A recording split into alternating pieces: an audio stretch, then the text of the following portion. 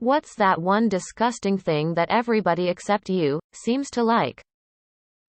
Yeah, contemporary books that focus on romanticizing abuse. Deep-fried butter and deep-fried mayonnaise. It sounds so gross, but everyone seems to eat it at state fairs or amusement parks. Games designed to be addictive instead of fun to suck money out of you. I like my addictive games to be designed to be as fun as possible with a one-time upfront payment. Thank you very much. I could buy 10 absolutely amazing masterpieces I could spend tens of hours with per game and remember them for decades for the price of a bunch of energy and cosmetics in some shitty mobile game with a dev budget lower than the coffee budget of the advertising department. Those social media videos of food being made with so much heavy and greasy shit. You know, the type where it's a whole burger, cooked into a quesadilla with a pound of cheese, then fried and covered in 3 different sauces. Mega tall burgers that nobody could actually eat and burgers completely covered in cheese or sauce. If you can't taste everything in a single bite, your recipe preparation is wrong. Big burgers should be wider, not taller. You've got a big burger offering? Break it down into multiple burgers. Same amount of food. Do you have a shitload of melted cheese to offer?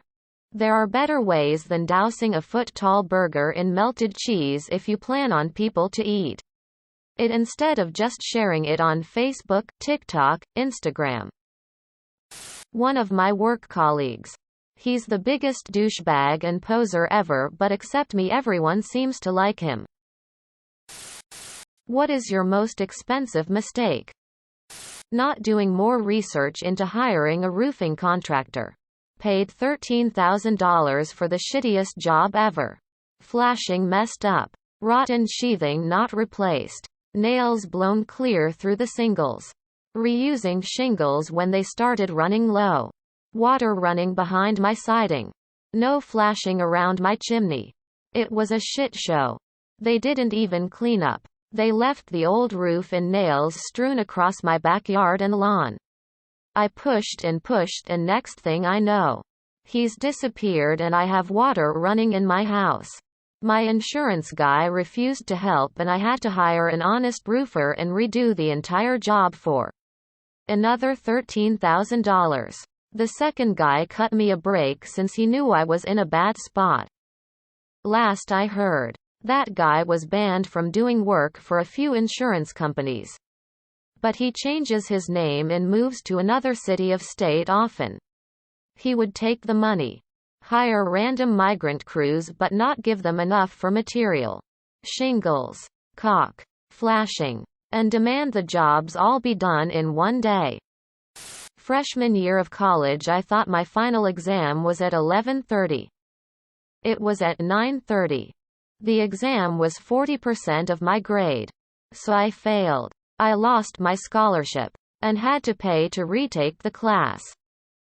Got promoted to being a warehouse manager many years ago. Didn't receive any training really because the person I was replacing was promoted to another position and they were trying to learn how to do that job while they were supposed to be teaching how to do my new job. At some point, we started to run low on a few key products that were more in demand. So I asked the guy who was supposed to be training me how much I should have in stock. Then based my order on that. Well, they didn't tell me there was a 8 to 9 week lead time on this. So now everything that was on order was essentially already spoken for and I'd have to place another order to maintain my stock for the warehouse. This happened multiple times and never knew what the sales guys were selling, promising other customers as well as just taking items from my stock instead of waiting for their dedicated orders. It got messy. There wasn't really any systems in place. Well, it got to the point where all of these back orders had started coming in. And we were heading into a slow point in the season. Boss eventually starts asking why all these items aren't put away in stock, etc. Why don't I have any? room, and that leads to him looking more closely at what was order and what is still on order. Turns out I had ordered about $1.4 million over what I should have. Didn't get fired. Got demoted, out of the warehouse though, and put back to installations. Turns out it was a bit of a blessing in disguise for the boss, as the supplier increased their price 15% the year after and another 10% the year after that. They never did let me live that down though. TLDR. I temporarily cost a company $1.4 million over ordering stock because I wasn't trained in how to do my job properly. Not caring for my teeth when young. Rushed into buying a car. Bought a salvaged vehicle that looked like it was in great shape. It drove fine. And it was exactly what I needed at the time. About a month in, some frame damage was discovered that made it hard to steer. And there were no fucking airbags. I tried to turn around and sell it once I found out. But I couldn't in good conscience sell an unsafe vehicle to anyone. So I pay $7,000 to install new airbags and have a few other things done. Once the car was safe, I felt like I could stick with it a little longer. Then the transmission started leaking. I had grown attached to the car by this time, so I figured I'd at least get an estimate on fixing the leak, even if it meant dropping the transmission.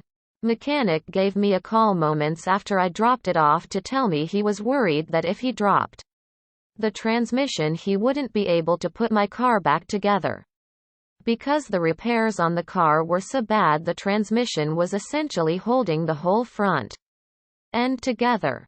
Sold it for scrap and basically lost $15,000 total on that terrible purchase. I bought a boat for almost no money and now I'm broke. What is your life hack to fall asleep faster?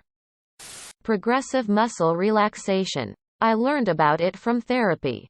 But it's also very useful in helping you relax both your body and mind. The practice basically boils down to the intentional of tensing and releasing of muscles in a specific order, while maintaining your breathing.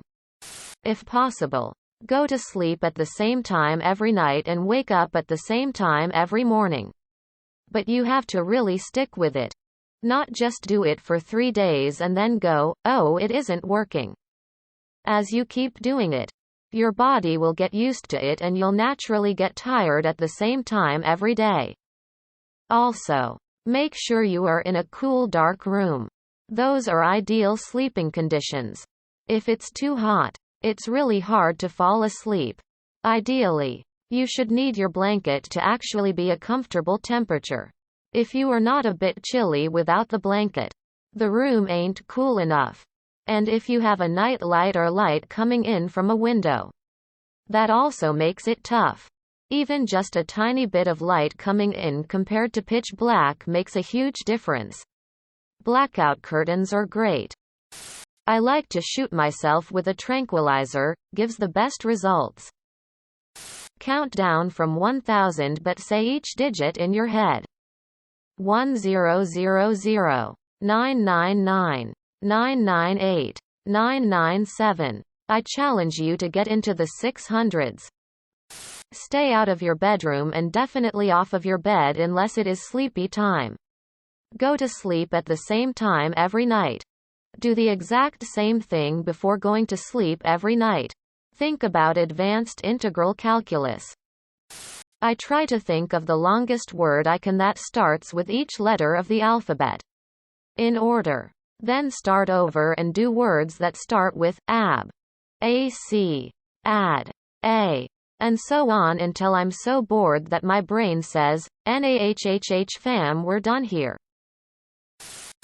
What's a bizarre historical event you can't believe actually took place? Europe declaring war on Napoleon. Not France. Napoleon. Hannibal marching elephants over the Alps to attack Italy. I know it's not very old, but it still amazes me that a science fiction author can talk about wanting to create a fake religion and then proceeds to create a fake science fiction religion, and it somehow has actual followers? Battle of Tsushima in 1905. Russian Baltic Fleet sails the long way. 16 miles and 7 months. Started by them opening fire on British fishing boats mistaken for Japanese vessels in the North Sea. Sank their own ships while conducting target practice. Then were destroyed by the Japanese fleet upon arrival. They mistook the Japanese ships for Russian and signaled them instead of firing. During the siege of Tenochtitlan, the conquistadors built a trebuchet. However, the conquistadors, being an exploratory expedition, had not brought any military engineers with them. So they winged it. Surprisingly, they did build a trebuchet, which fired exactly one shot, directly upwards, which promptly came down and smashed the trebuchet. This event is chronicled in both the journals of the conquistadors present as well as the Aztec records. Lincoln stopping a fight with a gentleman before it started. With a broadsword. Most people know Lincoln was incredibly tall. But he was also immensely strong.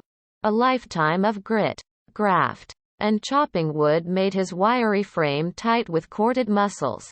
A gentleman of Parliament challenged Lincoln to a duel for his honor. One day, Lincoln picked the weapons.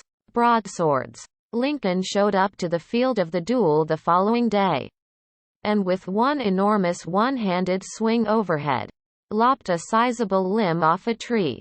From a standing start, the gentleman backed out of the duel moments after witnessing the man dismember a tree as casually as one might behead a floret of broccoli. Subscribe, my brothers.